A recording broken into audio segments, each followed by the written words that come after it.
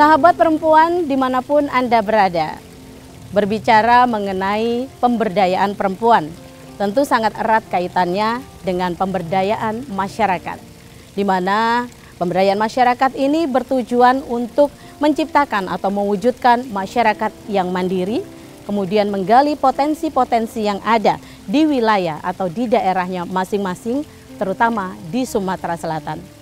Lalu seperti apa eksistensi pemberdayaan perempuan di Sumatera Selatan?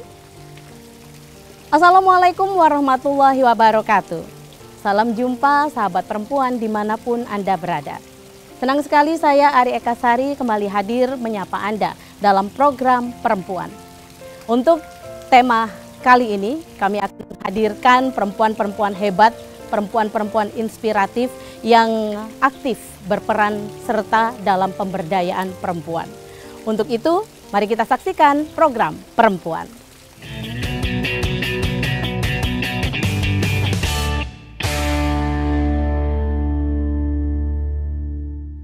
Nothing's gonna change my love for you. You ought to know by now how much I love you. One thing you can be sure of, I'll never ask for more than your love. Nothing's gonna change my love for you. You ought to know by now how much I love you. The world might change my whole life through, but nothing's gonna change my love for you. Luar biasa, terima kasih Mbak Bunga, seperti biasa dengan setia menemani program Perempuan dengan iringan lagunya yang syahdu. Terima kasih Mbak Bunga. Baik pemirsa, seperti yang sudah saya ungkapkan tadi, tema kita dalam program Perempuan kali ini adalah perempuan dalam pemberdayaan masyarakat. Sudah hadir bersama kami tentunya narasumber perempuan-perempuan spesial, perempuan-perempuan hebat dan juga perempuan-perempuan inspiratif untuk Anda yang memang berkiprah untuk Sumatera Selatan. Nah, saya langsung sapa dulu beliau. Hajah Fauzia Mawardi Yahya SPD, siapa yang tidak kenal beliau? Selain berkiprah sebagai ibu, sebagai seorang istri, beliau ini juga aktif mengetuai beberapa organisasi perempuan atau organisasi wanita yang ada di Sumatera Selatan. Assalamualaikum warahmatullahi wabarakatuh, Ibu. Warahmatullahi wabarakatuh. Apa kabarnya Ibu, sehat? Alhamdulillah sehat. Luar biasa, Iya. tetap seger, tetap energi ini ya Bu ya. Mungkin karena segala sesuatu disyukuri dan selalu kita optimis. Luar biasa Ibu Fauzia. Jadi kita sapa akrab disapa Ibu Fauzia. Baik Ibu, sebelum kita berbincang mengenai aktivitas Ibu yang aktif di beberapa organisasi perempuan, organisasi di wilayah Sumatera Selatan juga, dan juga aktivitas Ibu ini sehari-hari ya. Kita terlebih dahulu akan saksikan VT berikut ini. Pemirsa, sebelum kita berbincang lebih dalam dengan Ibu Fauzia, kita saksikan terlebih dahulu VT beliau berikut ini. Hajah Fauzia Mawardi Yahya SPD. Tidak banyak yang tahu bahwa sosok perempuan satu ini yang lahir di Ulak Kerbau 15 September 1960, ibu dari 5 orang anak dan merupakan pensiunan ASN yang pernah menjadi seorang tenaga pendidik di tingkat sekolah dasar. Dedikasinya dalam mendampingi Bapak Mawardi Yahya yang pernah menjabat sebagai Bupati Ogan Ilir 2 periode dan juga Wakil Gubernur Sumsel periode 2018-2023 membuat sosok Ibu Fauzia aktif mengetuai beberapa organisasi wanita. Hingga saat ini pun beberapa organisasi masih di bawah tampuk kepemimpinannya. Di antaranya sebagai Ketua Badan Kerjasama Organisasi Wanita BKOW Sumsel, Ketua Persatuan Wanita Olahraga Seluruh Indonesia Perwosi Sumsel, dan Ketua Yayasan Jantung Sehat Indonesia Provinsi Sumsel, serta masih aktif di beberapa organisasi lainnya. Mengenal lebih dekat sosok Hajah Fauzia Mawardi Yahya, kita saksikan program Perempuan dengan tema perempuan dalam pemberdayaan masyarakat. Iya, luar biasa. Itu tadi baru sekilas dan sekelumit ya aktivitas dari Ibu Fauzia Mawardi Yahya yang memang tidak lupa perannya sebagai ibu dan juga sebagai istri, ya. 5 orang anak ya Bu, Iya, pada 5 orang anak dan juga aktivitasnya di beberapa organisasi di wilayah Sumatera Selatan. Ya. Kita langsung ngobrol-ngobrol dengan beliau. Ya, Baik Ibu Fauzia, mengulik-ngulik. mengulik-ngulik nih aktivitas sehari-hari Ibu Iya, nih. iya. Saya penasaran Bu, kalau sekarang ini aktivitas sehari-harinya apa aja Bu kalau di rumah? Kalau mau diceritakan dari awal ya, saya ini pertama berkecimpung di dunia pendidikan.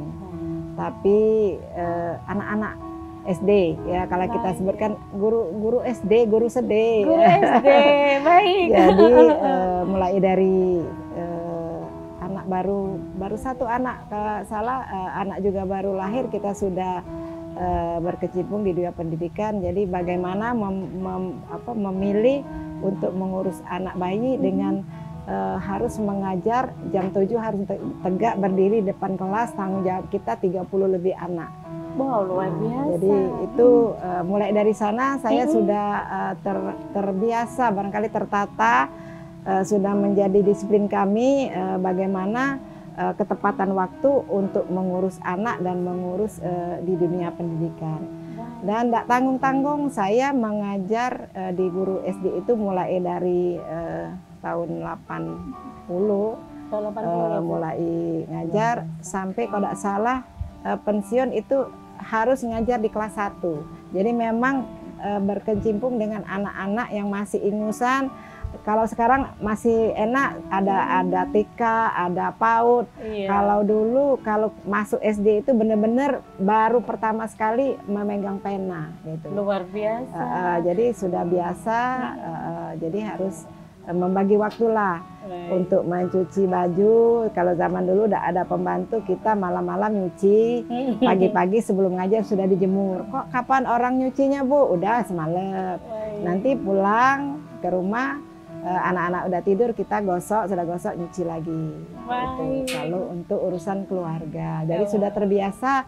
Nah sekarang alhamdulillah semenjak di provinsi kami banyak dipercaya memegang beberapa organisasi, karena mungkin jadi tua-tua, jadi bukan ketua itu karena senior, karena bisa, karena mampu, karena pendidikan mungkin memadai, tidak, saya tidak punya kemampuan itu, dan mungkin karena saya ditua-tuakan, itulah mungkin saya dibikin ketua. Nah, saya kalau sudah diberi tanggung jawab gitu, gimana ya caranya biar organisasi itu bisa maju. Jadi itu kita harus bertekad, kalau sudah diberi tanggung jawab kita harus bisa membuat organisasi itu lebih baik gitu ya. Ya, jadi apa berupa bentuk tanggung jawab ya, Benar, Bu, ya, ya. karena sudah dipercaya Ya. oleh beberapa organisasi untuk mengetuai seperti itu. Baik, berarti kalau Ibu sebagai guru pada saat itu, ya. sebagai tenaga pendidik, Ya. berarti ini korelasinya sangat berkaitan dengan aktivitas Bapak.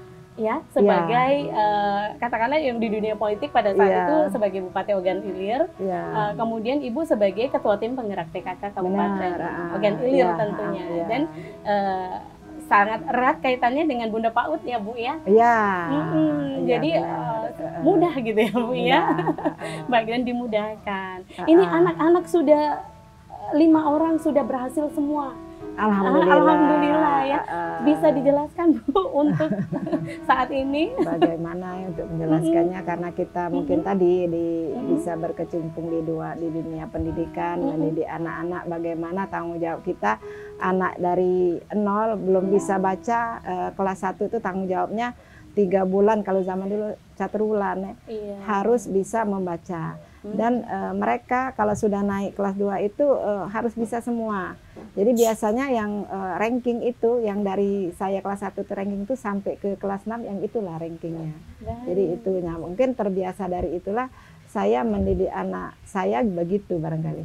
Jadi bagaimana saya mengajar di sekolah, disitulah saya mendidik anak tentang kedisiplinan gitu kali. Jadi itu kedisiplinan juga wajib ya Bu? Iya wajib itu yang itu. utama. Dan menjadi bekal sampai anak-anak sudah berhasil semua. Gitu. Baik, luar biasa. Ini kan tentu kalau kita bicara mengenai padatnya aktivitas ibu sebagai istri mendampingi bapak yang sampai sekarang juga masih aktif ya di dunia politik, kemudian juga tetap menghandle anak-anak ya Bu ya, tetap. Kemudian juga nambah lagi ngasuh cucu. Kemudian juga di beberapa organisasi. Ini gimana Bu membagi waktunya? Gimana ya membagi waktu? Itu tadi karena sudah terbiasa. Kita zaman masih di DPR OKI dulu kan itu yang zaman dulu pengajian tuh alih daya. Jadi di mana-mana orang pengajian pasti alih daya diundang. Jadi kita kalau nggak pergi sehari itu demam rasanya. Jadi, begitu. Jadi sudah terbiasa untuk itu. Jadi kita mungkin untuk membagi waktu dengan anak-anak ya itu tadi waktu dengan anak-anak Zaman dulu kan nggak ada HP kayak sekarang kan. Jadi kita kalau lagi di organisasi apalagi di OI itu kemarin baru pemekaran. Sangat sulit sekali untuk menjangkau masyarakat yang ada di kecamatan, yang ada di desa. Jadi memerlukan jangka waktu lama sampai ke kecamatan. Biasanya kami 16 kecamatan itu tidak bisa dijangkau 16 hari. Jadi ada yang 2 hari, ada yang lebih gitu. Jadi itu sekarang alhamdulillah sudah bisa dijangkau dengan lancar. Jadi itu cara membaginya. Dan kita di organisasi sekarang seperti di BKW itu kan ada bidang-bidang, ada wakil-wakil. Jadi nggak harus ketua.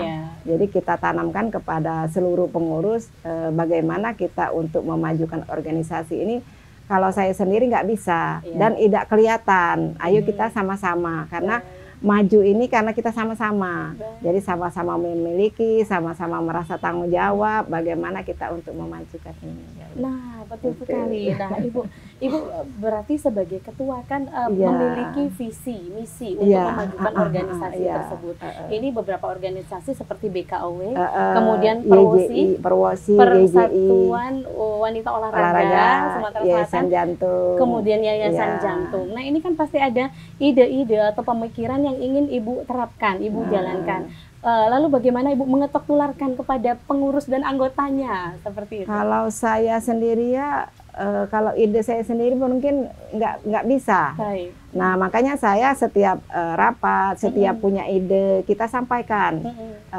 Mereka juga gitu, bagaimana ide mereka. Jadi kita satukan ide ini, jadi hingga kita menjadi bisa tercipta dengan program yang bagus itu. Terutama kalau ada ketua harian, sekretarisnya itu biasanya yang disuruh aktif itu untuk membuat program-program. Nanti setelah itu baru kita seleksi, oh ini harus didahulukan, ini prioritas, ini nanti gitu. Biasanya kayak gitu.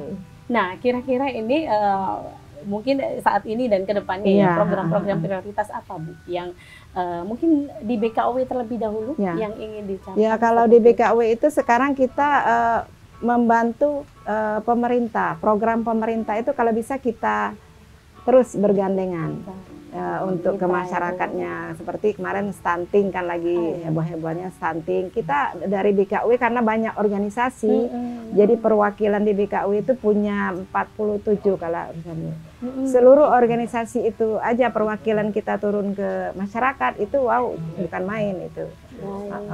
Jadi memang melihat langsung kondisi di lapangan. Itu gitu. Baik, kalau yang Ibu lihat untuk di wilayah Sumatera Selatan seperti apa Bu? Tapi sebentar jangan dijawab dulu. Kita akan ada bintang tamu yang spesial juga. Satu ini beliau merupakan akademisi yang memang disertasi untuk doktoralnya membahas tentang pemberdayaan perempuan. Beliau adalah Dr. Neng Yanti Johan. Kami persilakan. Assalamualaikum Ibu. Apa kabar? Silakan duduk Ibu. Silakan duduk. Ibu Neng ya. Baik. Nah, pemirsa, sebelum kita ngobrol lebih dalam dengan Ibu Neng, yang merupakan seorang akademisi dan aktif menyoroti dan melihat bagaimana peran atau eksistensi pemberdayaan perempuan di wilayah Sumatera Selatan. Kita saksikan terlebih dahulu VT Ibu Neng berikut ini.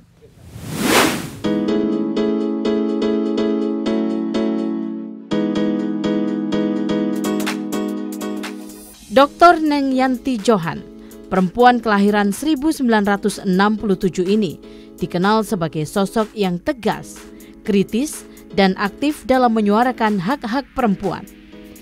Beberapa artikel yang ia keluarkan diantaranya berjudul Perempuan Palembang Bermodalkan Keterampilan Khas Mengikis Dominasi Patriarki, Pemingitan Memberdayakan Perempuan Wong Palembang, dan beberapa artikel lainnya tentang perempuan. Hal ini menjadikannya sosok yang sangat konsen dengan persoalan pemberdayaan perempuan dan masyarakat. Saat ini, Dr. Neng Yanti Johan dikenal sebagai akademisi, juga dosen FISIP di Universitas Sriwijaya. Mengenal lebih dekat sosok Dr. Neng Yanti Johan, kita saksikan program Perempuan dengan tema Perempuan dalam Pemberdayaan Masyarakat.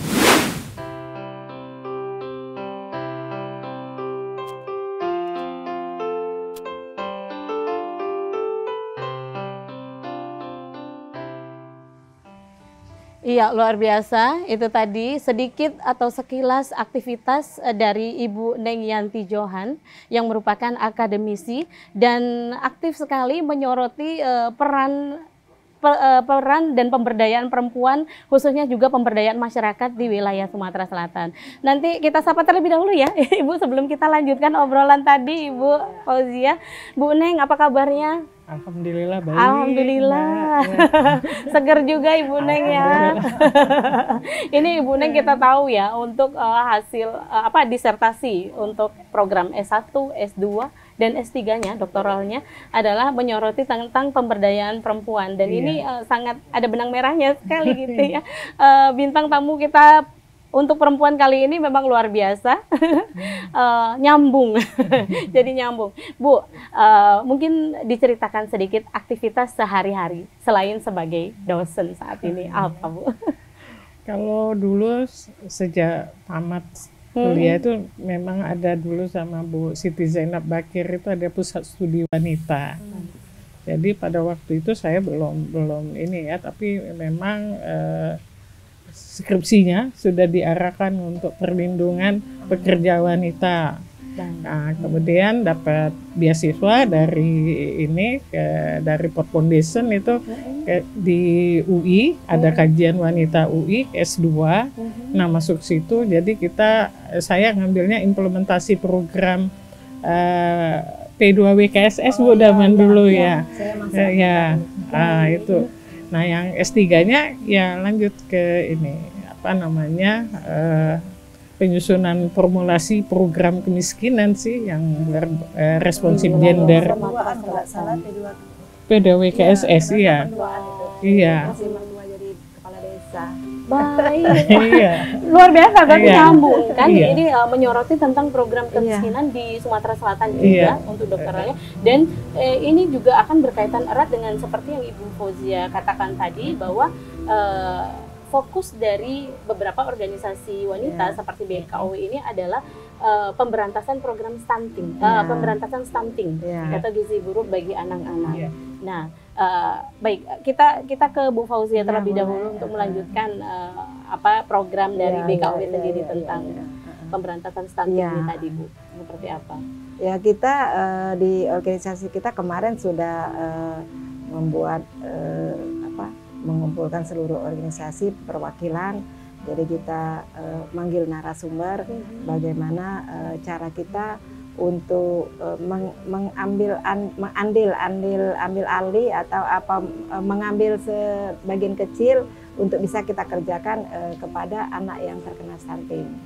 Nah, jadi seperti ada di organisasi kita itu ada dari Persatuan Bidan, Persatuan Dokter. Nah, dia udah laporan ke kita, Bu, kami sudah ngambil di puskesmas di situ beberapa orang, setiap hari kami kasih makanan kami bikin sendiri untuk anak yang stunting itu.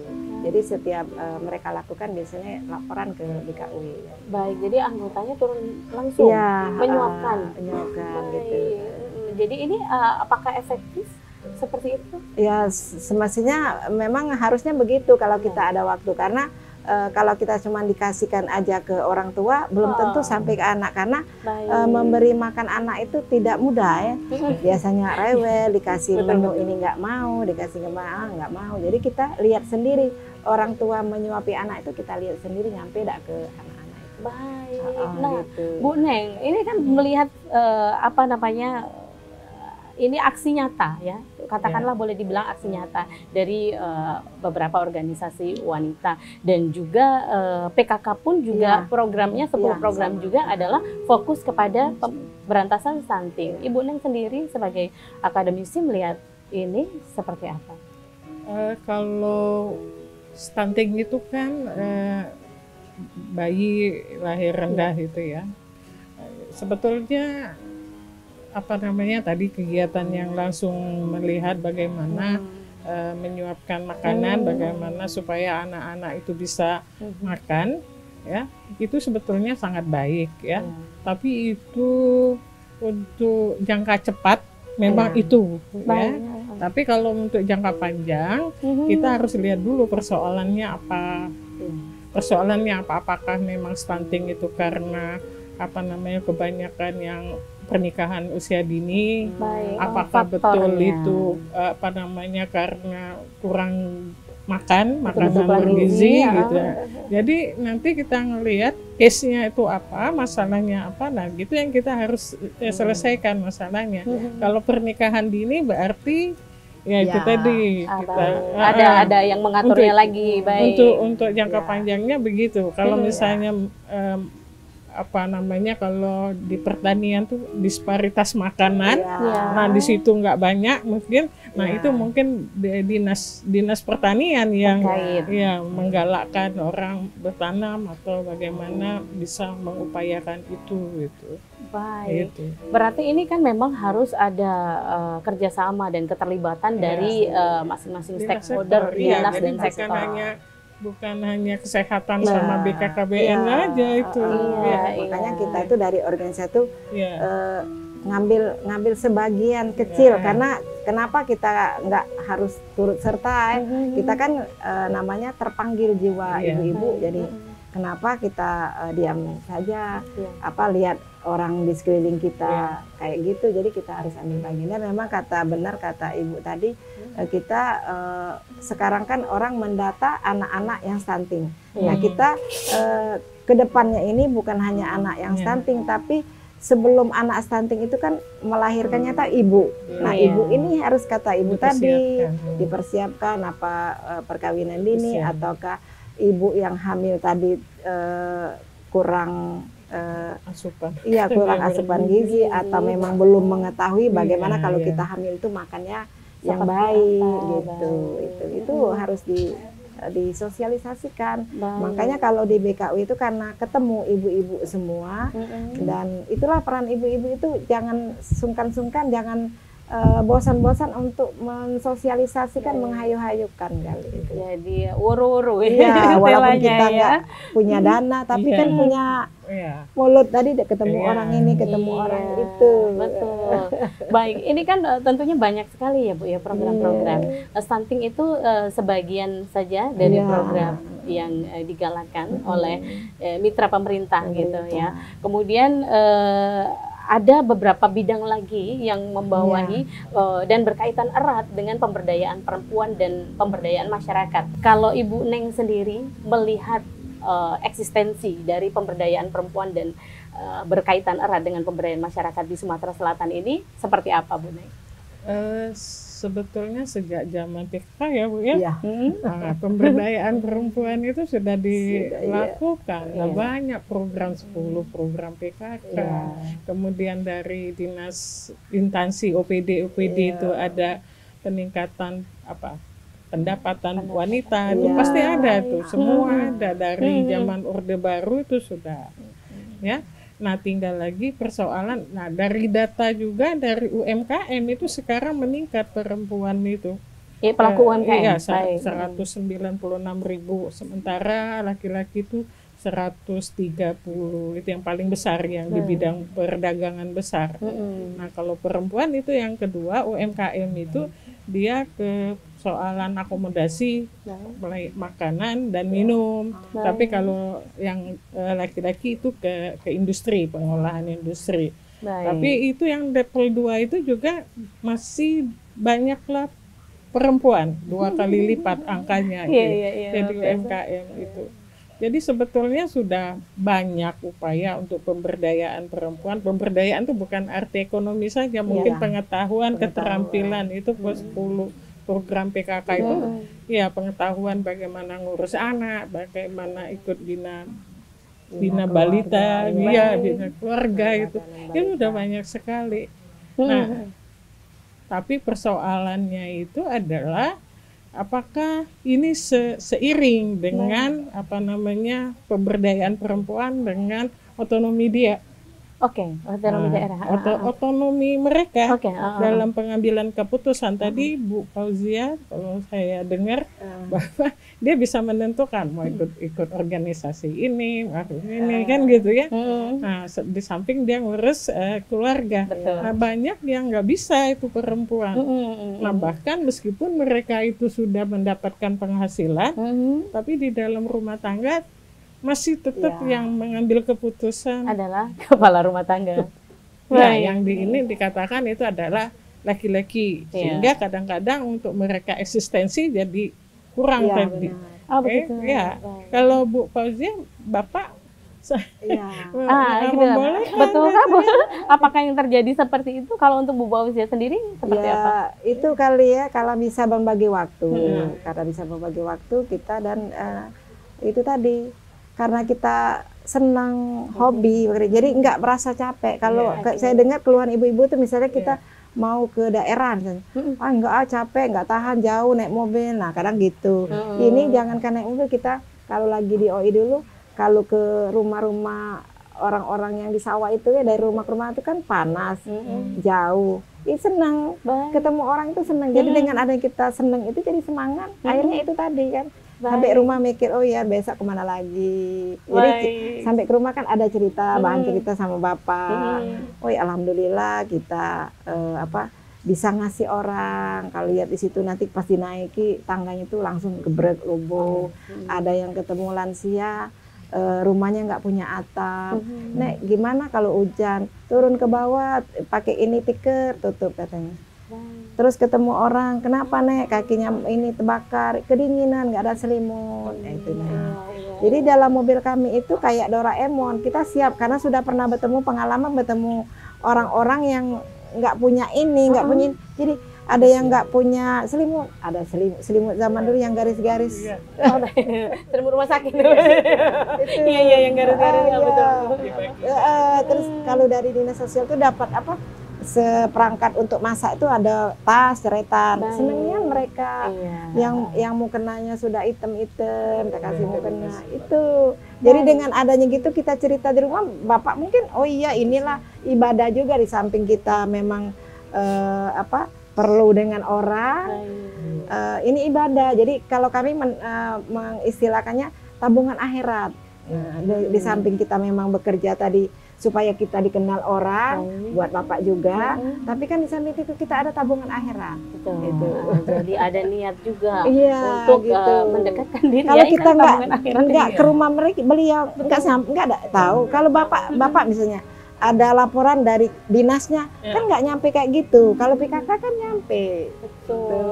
Itu mungkin itulah barangkali support Bapak dari rumah juga kuat untuk kita. Baik, berarti ini memang kalau kita lihat butuh support system yang memang saling mendukung. Baik. Gitu. Iya, berbicara peran perempuan dalam pemberdayaan masyarakat, dan ini juga tadi kita sudah berbincang-bincang dengan Ibu Fauzia mengenai peran serta aktifnya, karena memang beliau mengetuai beberapa organisasi perempuan dan organisasi kemasyarakatan di Sumatera Selatan, dan ini kita akan berbicara mengenai data pemberdayaan perempuan, eksistensi pemberdayaan perempuan dan pemberdayaan masyarakat di Sumatera Selatan yang langsung ke ahlinya, nih ke pakarnya, karena memang beliau langsung meneliti, Bu ya. Nah, kalau dilihat dari data, ini seperti apa, Bu, eksistensinya untuk penerapan pemberdayaan perempuan dalam masyarakat ini? Sebetulnya pemberdayaan seperti saya katakan tadi, jadi bukan hanya ke ekonomi sebetulnya, itu bisa pengetahuan tadi ya Bu ya, keterampilan itu. Nah, ke sini itu saya lebih banyak penelitiannya tuh sebetulnya ke kekerasan seksual di perguruan tinggi itu. Sekarang ini tahun kedua penelitiannya itu. Nah, kalau soal pemberdayaan itu kita ngelihat ada seorang ahli Sarah Longway itu menyatakan bahwa ada tingkat keberdayaan. Nah, tingkat keberdayaan itu yang paling rendah itu akses. Yang kedua, partisipasi mereka ikut. Yang ketiga itu adalah kontrol. Yang keempat itu manfaat. Jadi kalau kita ngelihat keberdayaan untuk sampai ke partisipasi itu sudah oke tadi ya. Tadi itu data di di UMKM. Ini yang terakhir ini data dari Deprindak itu yang untuk paling banyak itu di perdagangan besar itu perempuan itu ada di 196.540. Ini yang data. Ya. Iya, luar biasa. Itu makanan. Belum, itu yang perdagangan Bu, yang yang penyediaan akomodasi dan makan minum itu ada 62.191. Baik. Ya itu banyak. Sementara laki-laki itu di bawah. Yang perdagangan besar laki-laki hanya 134.800, tadi kita 160-an sudah kan. Kemudian yang level 2 itu mereka di industri pengolahan itu cuma 27. Tadi kita 3 kali lipat dari yang laki-laki. Jadi kalau ngelihatnya dari segi pemberdayaan ekonomi UMKM itu sudah banyak ya perempuan. Apalagi kemarin kan ada COVID itu jadi banyak perempuan ikut dengan digitalisasi segala macam. Jadi perdagangan bisa secara online. Nah, membantu perekonomian keluarga juga. Dari partisipasi tadi, baru akses partisipasi. Nah, kalau ngelihat sampai ke kontrol, nah kita wallahu alam. Kan yang tadi pengambilan keputusan atau hasilnya mau diapakan, itu kita belum sampai ke situ. Karena ada hasil juga mahasiswa S2 sosiologi itu nyatakan bahwa perempuan itu sudah punya penghasilan dari dia menenun songket atau kain jumputan. Namun di rumah mereka harus tetap melakukan pekerjaan domestik dan setiap pengambilan keputusan untuk belanja apa tetap suami. Nah, jadi yang untuk level yang kontrol apalagi mendapatkan manfaat itu belum kita sampai ke situ yang usaha pemberdayaan kita itu. Ini apakah karena faktor mayoritas penduduk kita di Indonesia ini adalah Muslim yang memang harus katakanlah kalau mau ngapa-ngapain izin suami itu apakah ada faktor seperti itu Bu? Tapi nanti dulu kita jawab sebentar. Kita akan rileks sebentar Bu. Kita akan mendengarkan satu buah lagu dari Mbak Bunga. Boleh kita minum Bu? If I could turn back the clock, I'd make sure the light defeated the dark. Spend every hour of every day keeping you safe. I'd climb every mountain and swim every ocean just to be with you and fix what I've broken. Oh, 'cause I need to see that you are the reason.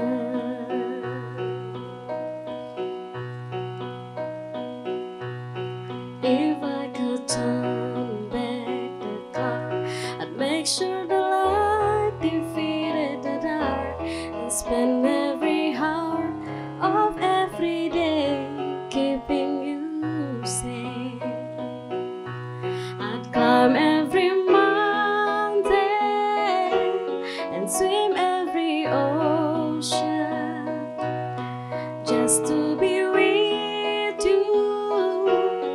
fix what I've broken.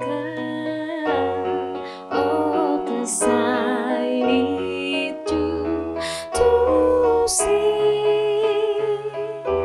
that you are the reason. Luar biasa, you are the reason. Kamu adalah alasan. Alasan untuk apa, Mbak Bunga? Alasan untuk saling mencintai, saling mensupport ya. Ini juga ada benang merahnya ya untuk tema kita pada perempuan hari ini. Baik, kita melanjutkan obrolan kita tadi bahwa keterlibatan laki-laki tadi ya dalam memutuskan atau memberikan perizinan gitu ya kepada istri katakanlah atau iya jadi karena memang tadi saya bilang apakah memang faktor mayoritas masyarakat Indonesia adalah muslim dan berpedoman kepada itukah seorang istri seorang perempuan harus tetap berpadu kepada suaminya gitu. Sebetulnya kalau di kitab suci itu yang membedakan laki-laki dengan perempuan itu cuma satu, ketakwaan gitu ya. Baik. Nah, tapi kalau persoalan yang tadi yang soal pemimpin itu laki-laki, ya jadi memang harusnya tanda petik laki-laki itu jadi imam. Nah, imam ini yang katakan pemimpin itu harusnya qawwamuna 'alan nisa, qawwam itu artinya mengayomi. Jadi bukan pemimpin dalam interpretasi di Indonesia. Jadi yang ngatur aku karena aku pemimpin, bukan itu, tapi melindungi, menjaga, mengajak dia juga ke surga. Itu jadi tanggung jawab suami gitu. Tapi karena kita menginterpretasikan pemimpin itu adalah seperti yang di konteks kita, pemimpin itu merintah, seolah-olah ya perintah yang dikeluar harus patuh gitu kan. Kita juga melihat pemimpin harus dipatuhi, padahal pemimpin itu yang mengarahkan, mengayomi, melindungi. Itu kalau sepanjang pengetahuan saya begitu. Baik, itu juga dari hasil penelitian kamu? Bukan, itu dari kajian waktu kuliah berkaitan dengan penelitian jadi agama itu ya. Nah, tapi memang di penelitian hasilnya begitu.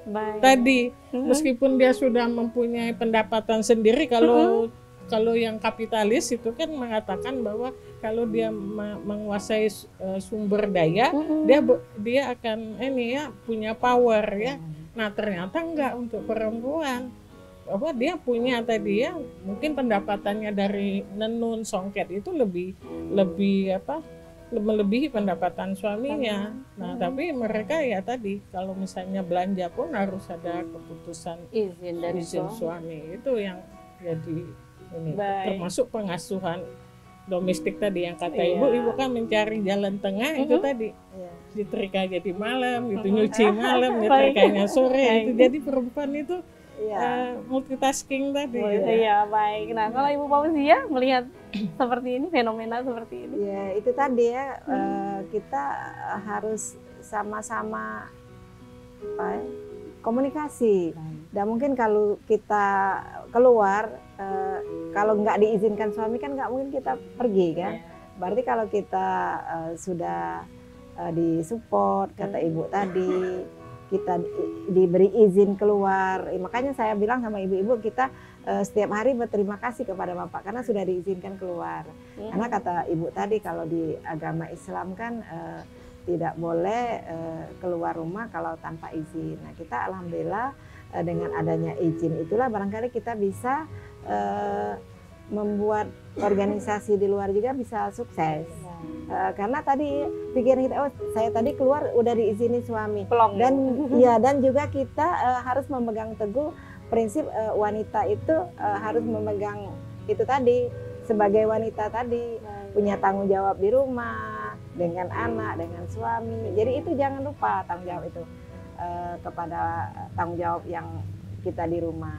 Itu barangkali. Berkarir boleh, beraktivitas boleh, tetapi tanggung jawab sebagai istri, sebagai ibu rumah tangga yang mengurus anak-anak juga itu yang nomor satu dan wajib dilaksanakan. Baik, Bu Neng, saya juga tertarik tadi menurut keterangan Bu Neng bahwa saat ini peran perempuan dalam katakanlah sebagai pelaku UMKM, sebagai terjun ke berbagai bidang ini cukup tinggi. Nah, ini fenomena apa sebenarnya yang mendorong atau mensupport perempuan untuk juga terjun gitu? Ya tadi karena kita Fauzia bahwa di dalam keluarga itu kan sama-sama menuju kesejahteraan itu bersama-sama. Nah ketika misalnya bisa saja karena pengaruh eksistensi ya, bahwa aku ini punya kemampuan dagang segala macam bisa. Nah bisa jadi juga karena kondisi. Nah kayak kemarin itu kan ada COVID, nah, sehingga dengan ada pengetahuan dan segala macam mereka punya keterampilan dan memanfaatkan. Jadi kalau dengan digital marketing ini kan di rumah mereka bisa dagang gitu kan. Jadi sangat membuat peluang perempuan itu menghasilkan income itu lebih besar dengan adanya digital marketing sekarang ini pakai online dagangan gitu. Nah itu juga menjadi berpengaruh itu. Baik. Nah ini juga akan ada kaitannya dengan kemajuan teknologi kan, era digital marketing saat ini. Yang saya lihat juga eksistensi perempuan itu tidak hanya di bidang UMKM saja, di bidang pendidikan saja saat ini. Saya lihat perempuan-perempuan saat ini juga eksis untuk bermedia sosial. Nah, kalau menyoroti hal ini seperti apa, Bu? Nggak apa-apa. Ya selagi tidak mempengaruhi waktu dan yang kata Ibu, nggak apa-apa. Bisa membagi itu waktu. juga bisa jadi healingnya. Okay. Stres dari ngurus anak dari pagi segala macam dengan medsos. Dan bisa juga kan kalau main TikTok atau main Reel kan dapat income mereka. Ya. Influencer itu kan. Kalau followersnya banyak, iya betul-betul. Itu nggak apa-apa gitu saya itu. Cuma yang positif tadi betul.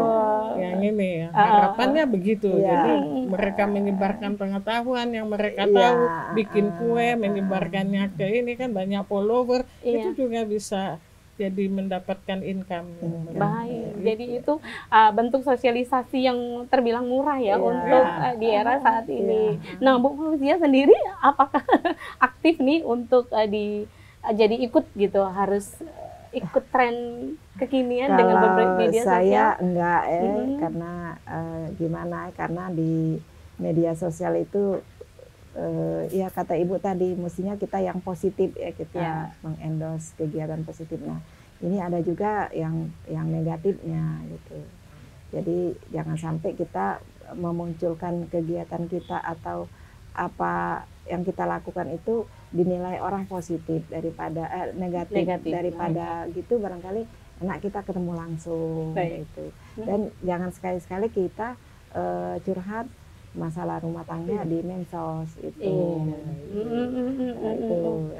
Jadi ada baiknya, ada jahatnya juga untuk yang media sosial. Jadi saya mungkin untuk kegiatan yang di media sosial itu yang kegiatan kita sendiri, misalnya lagi panen sayur, lagi ada pengajian, gitu. Positif ya. Yang positif, baik. Gitu, nah ini kan saya lihat ada juga kita perasaan kita positif, atau kata orang, ngamboi. Misalnya kita lagi umroh, lagi apa, kan katanya ngamboi. Nah itu kan nanti walaupun kita perasaan kita bagus, tapi nilai orang kan nilai kita ada juga yang negatifnya. Jadi nggak usah banyak-banyak lah di medsos. Oh gitu. Ya, biasanya enak lagi turun langsung aja. Turun langsung ke masyarakat. Tapi biasanya bermedsos ini anak-anak Gen Z ya, anak-anak milenial. Terus gimana dengan anak-anak Ibu sendiri?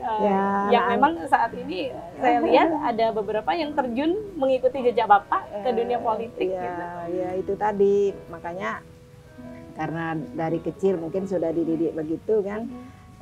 Saya juga kemarin kan banyak juga yang memberikan support, ayo Bu, Ibu, kenapa Ibu enggak, sudah Bapak. Saya bilang kalau saya nanti anak-anaknya tenggelam, jadi sekarang saya mumpung lagi bisa, saya terus mensupport anak-anak. Yang penting kita apa yang dikerjakan anak itu kita beri nasihat, yang penting mereka harus positif. kalau mereka dipercaya oleh masyarakat kayak yang di OI, ayo kita mumpung lagi masyarakat percayain kita, ayo kita apa yang kita bisa perbuat untuk mereka kita perbuat. Yang penting apa yang kita perbuat memberikan dampak dan manfaat iya, yang luas ya kepada masyarakat. Tentunya manfaat yang positif tentunya ya Bu ya. Baik Bu, kalau boleh diceritakan sedikit, ini kan anak-anak beberapa ada yang terjun ke dunia politik juga. Nah ini juga masih berkaitan dengan pemberdayaan perempuan di dunia politik. Nah salah satunya yang mengikuti jejak adalah Mbak Zaitun Bu. Nah ini apakah memang keinginan sendiri itu Mbak Zaitun turun ataukah memang didorong? Ya Bapak mungkin karena dia orang politik ya, jadi dari kami tiga yang perempuan tiga. Mungkin dari 3 orang perempuan ini mungkin Bapak sudah menilai anak-anaknya karena tiap hari bertemu, oh ini cocoknya ini cocoknya ini. Mungkin Mbak Zaitun kemarin pertama sekali disuruh terjun politik itu di KI kemarin. Jadi itu kalau mereka juga nggak mau atau nggak bakat mungkin percuma juga tidak kan kita mendorong. Betul. Kayak yang nomor 2 itu dia dosen kan di Unsri. Yang nomor 1 tuh memang kerjaannya swasta, tapi kalau dia dipaksa turun ke politik karena bukan dunianya, dia pasti nggak jadi gitu. Jadi sudah didalami semua sifat anak-anak itu. Jadi tidak memaksakan Benar, ya, sesuai ya, dengan apa kemauan anak saja gitu. Nah, Bu Neng, kita melihat fenomena perempuan terjun ke dunia politik ya. Kita tahu bahwa ketentuan KPU adalah 35% keterlibatan perempuan untuk dapat mengisi kuota politik. Tetapi kalau kita lihat saat ini perempuan ini banyak sekali, bahkan lebih dari 30% untuk terjun ke dunia politik ya gitu ya. Nah, Bu Neng sendiri melihat fenomena ini seperti apa? Ya itu tadi, kan kita kembali ke konsep pemberdayaan tadi. Kan akses sama partisipasi itu udah dibuka, udah ikut ya. Nah harapan kepada mereka yang semakin ikut di bidang politik ini, yang menyuarakanlah suaranya perempuan ini. Jangan ikut yang laki-laki. Nah kalau bisa puting itu jangan, karena puting ya 30% ngalahin 70 nggak bisa. Nah cara itu adalah harusnya musyawarah kan sesuai dengan Pancasila. Iya, musyawarah. Iya. Kalau puting ya pasti tetap aja masih kalah pengambilan keputusan 30 lawan 70. Perempuan masih 30. Nah, yang lagi sangat penting itu adalah mereka karena ada misalnya orang tuanya, suaminya yang duluan di politik. Tapi ya itu tadi harapan kita memang mereka jadi itu akan menyuarakan ya persoalan-persoalan yang dihadapi perempuan ini, itu harapan itu kan, karena itu bisa tadi kan afirmasi kita 30% itu afirmatif supaya ada suara perempuan. Nah kalau pengambilan keputusannya pakai puting, dia tetap aja kalah 70 lawan 30 gitu. Nah bagaimana perempuan itu kalau zaman dulu Orde Baru yang kayak Ibu Pau ini ya, dia di belakang, tapi bagaimana mempengaruhi keputusan. Nah, yakin saya Ibu ini kan di PKK bagaimana untuk kegiatan-kegiatan perempuan nyelipin supaya, nah itu yang harus dipakai. Bagaimana kalau pakai puting ya tetap kalah. Nah bagaimana suara itu dengan potensi perempuan tadi mempengaruhi pengambilan keputusan yang memang mempunyai perspektif atau responsif terhadap proses gender itu. Harusnya. Nah kira-kira kalau melihat persoalan apa sih yang paling mendasar yang harusnya perempuan terlibat dalam dunia politik dan yang harusnya menyuarakan permasalahan-permasalahan perempuan yang kalau Ibu lihat, Bu Neng lihat sendiri, persoalan apa yang memang harus diasah itu adalah kesensitivitasan mereka terhadapan persoalan gender tadi. Misalkan ada proyek 1 miliar 1 desa, misalkan itu sudah ada juga program OPOP itu One Village One Product. Nah bagaimana memanfaatkan perempuan di situ dengan asetnya, dengan modal sosial yang ada di situ, dengan potensi yang ada di situ. Nah, termasuklah nanti sampai bukan hanya diajarkan apa namanya bikin ini, bikin itu, tetapi sampai ke bagaimana ini nyampe keluar itu yang tadi pakai digital segala macam dagangnya. Suara orang bisa tahu, oh di situ ada produk unggulan ini gitu. Kita belinya di sana gitu. Nah, itu jadi nggak setengah cuman diajarkan sesuatu terus siapa yang mau beli ya? Iya. Jadi hulu hilirnya lengkap. Betul. Iya, itu harusnya demikian. Saling jadi terbackup semua ya Bu ya. Nah, kalau Bu Fauzia sendiri ini kan udah puluhan tahun yang memang betul-betul berinteraksi langsung kepada masyarakat, khususnya perempuan yang melihat kendala-kendala di lapangan langsung seperti itu. Biasanya yang terberat itu apa Bu yang dihadapi oleh masyarakat, khususnya kaum perempuan? Kalau kita dulu berdasarkan pengalaman, biasanya kalau orang menenun itu pertama modal. Baik, kalau pelaku usaha adalah modal. Nah, terus kita kasih modal mereka untuk pinjaman tanpa bunga. Nah, nanti sudah jadi produk ini, nah nanti jualnya kemana? Gitu. Karena dia saya sudah survei kemarin berkutat di mana di Hero ya. Jadi ngambil benang di situ, nyetor barang, nanti ngambil lagi, sisanya itu uangnya diambil gitu. Jadi produk mereka berapa orang di sana mau nerima, nggak bisa matok harga mahal. Jadi begitu terus setiap ini berputar itu. Nah, untuk mencari jalan keluarnya itu tadi kita beri modal, selesai hasilnya kita yang bawanya. Setelah ada pameran-pameran di Jakarta, apakah di luar, kita bawa biasanya dari pemerintah itu, dari kita itu ongkos penginapan kita. Jadi dia tinggal jual barang, silakan dia jual barang, nanti hasilnya dia sendiri punya dia, dan dia juga bisa melihat yang orang lain. Kan di sana kan pameran tuh ada beberapa kan dari daerah mana-mana, dari provinsi mana-mana. Nah kamu lihat, apalagi kalau kita tuh pengrajin perak. Nah jadi lihat bagaimana yang orang bikin itu yang bisa laku dijual. Jangan otodidak kayak kita. Nah, nanti kamu belajar. Jadi tanpa kita manggil guru, dari di situ dia bisa, oh kami nanti bisa lebih bagus dari situ. Jadi kita sekalian ngajarin mereka juga untuk berkembang, bagaimana membuat produk itu bisa seperti zaman sekarang yang disukai mereka orang-orang. Seperti itu gitu. Bu ya, harus mengikuti fashion trend. Kayak apa? Di Tanjung Batu itu kan pengrajin perak itu kalau nak disamakan di Kota Gede itu kan di Kota Gede kalau kita pakai kan lontur. Kalau yang dari Tanjung Batu kan kita pakai sehari-hari nggak lontur. Kualitasnya baik. Tapi modelnya kalah kita. Nah makanya mereka harus belajar. Nah kemarin kebenaran waktu jadi PKK di OI itu kita bawa 2 orang, 3 orang dari Kota Gede, kita nginap di rumah penduduk.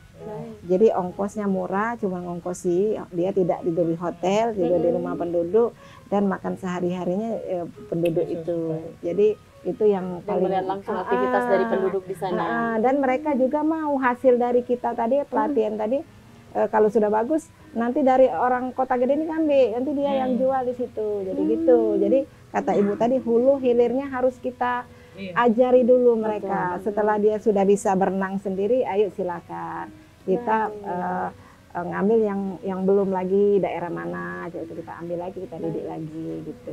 Baik, nah tapi Bu, menurut Bu Neng tadi, ini pelaku UMKM ini udah banyak, bahkan puluhan ribu, mungkin di Sumatera Selatan juga ribuan jumlahnya. Nah ini kan tadi yang terakomodir istilahnya yang tersentuh oleh bantuan. Nah gimana dengan para pelaku UMKM yang belum mendapatkan akses itu? Nah ini seperti apa Bu? Kira-kira apakah ada nanti programnya ke depan? Nah itu kemarin kami pernah sosialisasi masih di PKK, itu di Bank Sumsel itu kan bisa memberikan bantuan dana tanpa anggunan, bunganya kecil, itu bisa. Jadi dia bentuk kelompok, misalnya pengrajin itu ada 10 orang, jadi 10 orang itu satu kelompok, jadi pinjam kayak itu bisa sekarang di bank perkreditan bisa membantu itu. Mungkin karena aksesnya juga sudah mulai terbuka lebar ya, untuk apa komunikasinya, Bisa, kemudian ada komunitas-komunitas sendiri Iya, yang saat ini saya lihat juga banyak komunitas-komunitas yang membackup para Iya, pelaku ada, UMKM ini ya Bu iya, ya. iya, Baik. betul. Baik. Nah, kalau Mbak Neng gimana Bu Neng melihat ini Bu Neng? Yang kira-kira melihat para pelaku UMKM yang memang belum tersentuh bantuan. Ya sebetulnya kan sudah ada pendataan ini kan saya dapat iya. data ini kan pendataan oleh Deprindak itu kan ada Iya. pendataan mereka harus data. Ah. Memang ada kesulitan kemarin mereka menganggap pendataan itu nanti kan berhubungan dengan pajak jadi ada yang masih denial untuk mendaftarkan.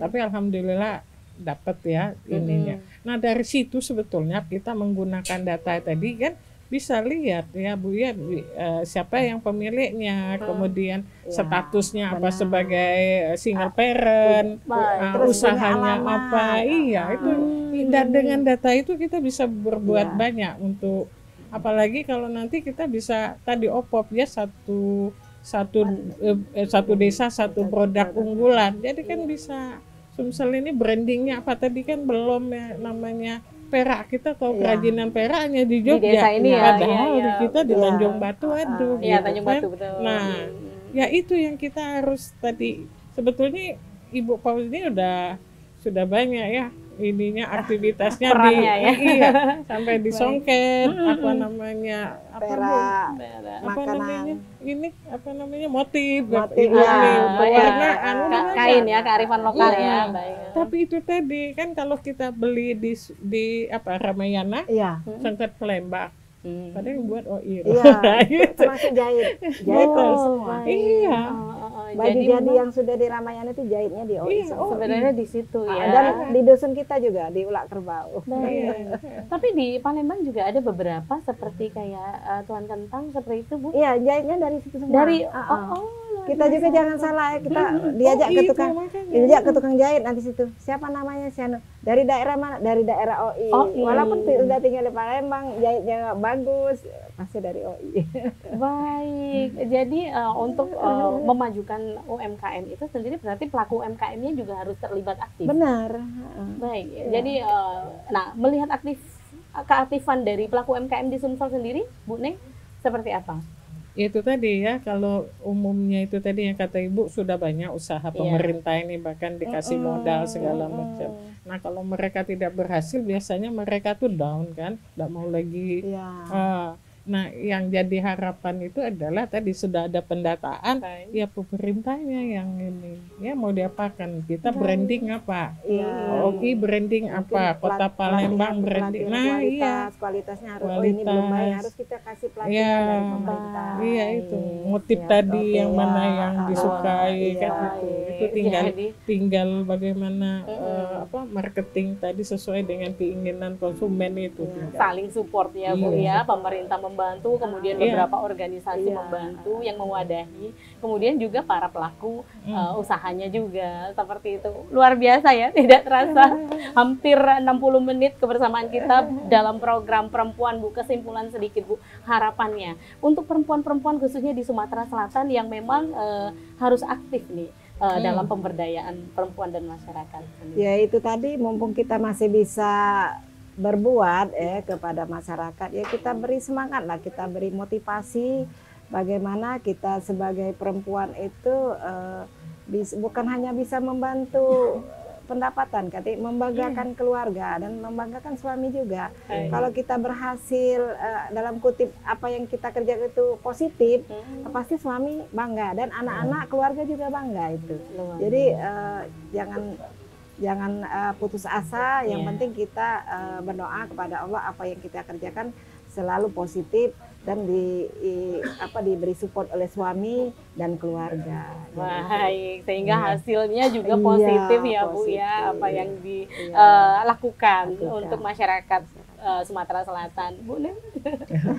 Ya karena saya nih orangnya kebijakan publik, ya harusnya itu tadi ya apa namanya kebijakan publik itu atau tuh program-program yang ini memang kita ngelihat bagaimana potensi kita dan bagaimana kondisi penduduk kita sehingga kita bisa menatap ke depan di bagaimana kan penduduk kita ini ya itu harusnya datanya ya harus ada gitu kan. Iya. Itu jadi menurut saya ya meskipun ada swasta, ada ini yang punya power untuk ngubah itu adalah pemerintah. Itu termasuk juga pembangunannya responsif gender, itu pemerintah adalah yang pemerintah yang iya. memegang kekuasaan ya. Iya. Makanya kami juga Ibu sama Bapak memberi contoh kepada masyarakat itu apa yang kita bisa kerjakan kita kerjakan. Baik. Kami punya gula aren, Iya. punya kebun nangka, Baik. nangka sayur, jadi Baik. bisa jual nangka sayur. Luar Termasuk kemarin biasa. sudah cerita ada jeruk, Jeruk juga luar biasa.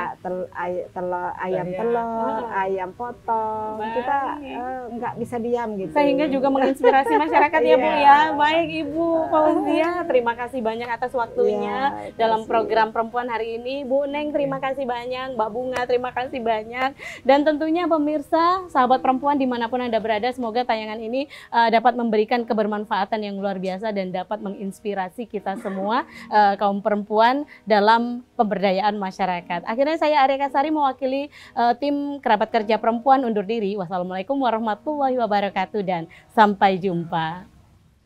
Sadarku tak berhak untuk terus memaksamu mencintaiku sepenuh hati. Aku kan berusaha untuk melupakanmu, tapi terimalah permintaan terakhirku. Genggam tanganku sayang, dekat denganku, peluk diriku, berdiri tegak di depan aku, cium keningku untuk yang terakhir. Ku kan menghilang jauh darimu, tak terlihat sehelai rambut pun, tapi di mana nanti kau terluka, cari aku, ku ada untukmu.